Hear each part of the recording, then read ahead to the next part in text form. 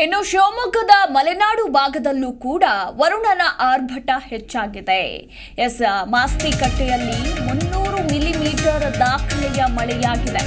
ಇನ್ನು ಜಿಲ್ಲೆಯ ತೀರ್ಥಹಳ್ಳಿ, ಹೊಸನಗರ ಹಾಗೆ ಸಾಗರ, ಶಿವಮೊಗ್ಗ ತಾಲೂಕಿನ ಕೆಲ ಭಾಗಗಳಲ್ಲೂ ಕೂಡ ಧಾರಾಕಾರ ಮಳೆಯಾಗ್ತಾ ಇದೆ. ರಾಜ್ಯದಾದ್ಯಂತ ಒಂದು ಕಡೆ ವರುಣನ ಆರ್ಭಟ ಹೆಚ್ಚಾಗಿರುವಂಥದ್ದು, ಅದರಲ್ಲೂ ಮಲೆನಾಡು ಭಾಗಗಳಲ್ಲಿ ಇನ್ನೂ ಅತಿ ಹೆಚ್ಚಿನ ಮಳೆಯಾಗಿದೆ. ಏನು ಗಾಳಿ ಸಮೇತ ಬಿರುಗಾಳಿ ಸಮೇತ ಮಳೆಯಾಗಿರುವಂಥದ್ದು. ಕೆಲ ಭಾಗದಲ್ಲಿ ಸುಂಟರ್ ಗಾಳಿ ಕೂಡ ಬೀಸಿದೆ.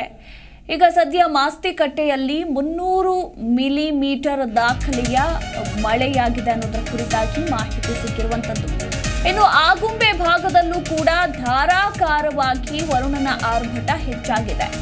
ಹೊನ್ನೆತಾಳು ಯಕ್ಷಗಾನ ಕಲಾವಿದ ನಂದನ್ ಇವರ ಮನೆ ಕುಸಿದಿದೆ ಅನ್ನೋದರ ಕುರಿತಾಗಿ ಮಾಹಿತಿ ಸಿಕ್ಕಿರುವಂಥದ್ದು. ಶಿವಮೊಗ್ಗ ಜಿಲ್ಲೆಯ ತೀರ್ಥಹಳ್ಳಿ ತಾಲೂಕಿನ ಹೊನ್ನೆತಾಳು ಗ್ರಾಮದಲ್ಲಿ ವಾಸವಿದ್ದಂತಹ ಯಕ್ಷಗಾನ ಕಲಾವಿದ ನಂದನ್ ಎಂಬಾತನ ಮನೆ ಕೂಡ ಕುಸಿದಿದೆ. ಅದೃಷ್ಟವಶಾತ್ ಮನೆಯಲ್ಲಿದ್ದವರು ಪ್ರಾಣಾಪಾಯದಿಂದ ಪಾರಾಗಿದ್ದಾರೆ. ಯಾವುದೇ ಸಾವು ನೋವು ಸಂಭವಿಸಿಲ್ಲ. ಇನ್ನು ಪರಿಹಾರ ನೀಡುವಂತೆ ನಂದನ್ ಕುಟುಂಬ ಸರ್ಕಾರಕ್ಕೆ ಆಗ್ರಹಿಸಿದ್ದಾರೆ.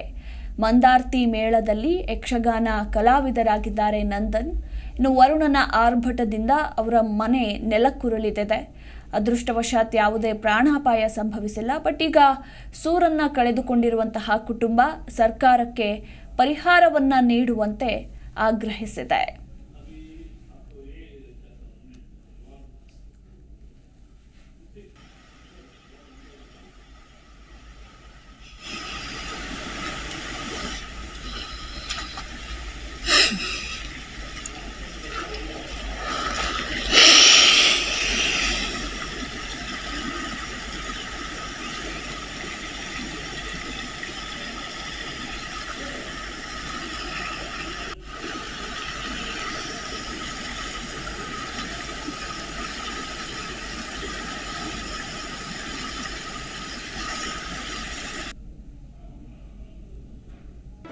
ಜಿ ಕನ್ನಡ ನ್ಯೂಸ್ ಈಗ ನಿಮ್ಮ ಮನೆಯಲ್ಲೇ ನೋಡಿ. ಎಲ್ಲ ಕೇಬಲ್ಗಳಲ್ಲಿ ಈಗ ಲಭ್ಯ.